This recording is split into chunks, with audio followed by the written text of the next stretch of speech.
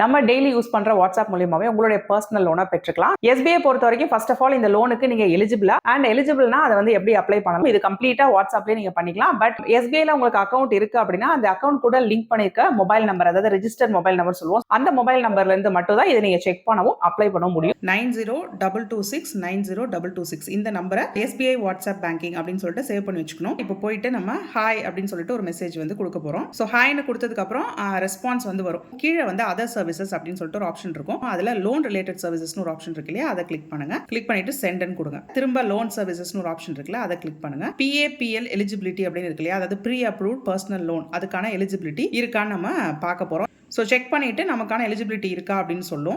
So இந்த டெமோல எந்த இடத்துக்கு போயிட்டு நீங்க ஆக்சஸ் பண்ணி இந்த லோனை வந்து பத்தின டீடைல்ஸ் பார்க்கணும், எலிஜிபிலிட்டி பார்க்கணும் அண்ட் அப்ளை பண்ணணும் அப்படின்னு சொல்லிட்டு பார்த்தோம். பட் இந்த இப்ப நான் காமிச்ச இதே விஷயம் தான் உங்களுக்கும் டிஸ்பிளே ஆகும் கண்டிப்பா சொல்ல முடியாது. ஏன்னா இந்த ப்ரீ அப்ரூவ்ட் லோன் அப்படிங்கிறது ஒவ்வொருத்தருக்கும் மாறுபடும். உங்களுடைய பினான்சியல் ரிலேஷன்ஷிப் வித் பேங்க் எப்படி இருக்கு அப்படிங்கறத பொறுத்தும், சிபில் ஸ்கோரை பொறுத்தும், நீங்க ஏற்கனவே லோன்ஸ் வாங்கி இருக்கீங்களா, அதை எப்படி கட்டிட்டு இருக்கீங்க அப்படிங்கறத பொறுத்து தான் இதை செட் பண்ணுவாங்க. ஸோ உங்களுடைய அந்த ஸ்கிரீன்ல காட்டக்கூடிய விஷயங்கள் கம்ப்ளீட்டா டிஃபரெண்டா இருக்கும். நீங்க வந்து சப்போஸ் எலிஜிபிள் இல்லன்னு காட்டலாம், இல்ல எலிஜிபிள் அப்படின்னு காட்டிட்டு எவ்வளவு அமௌண்ட் அப்படிங்கறதுல கண்டிப்பா உங்களுக்கு மாறுபடும். பட் இந்த லோன் இருக்கு அப்படிங்கிறதுக்காக கண்டிப்பா இந்த லோனை எடுக்கணுமா அப்படின்னா தேவையே கிடையாது. உங்களுக்கு அத்தியாவசியமா தேவை, ஏதாவது ஒரு தேவை இருக்கு, கண்டிப்பா இந்த லோன் எனக்கு வேணும் அப்படின்னு நீங்க நினைச்சீங்கன்னா மட்டும் இதை அவைல் பண்ணுங்க. தேவையில்லாம லோன் அவைல் பண்ணாம இருக்கிறதே நல்லது.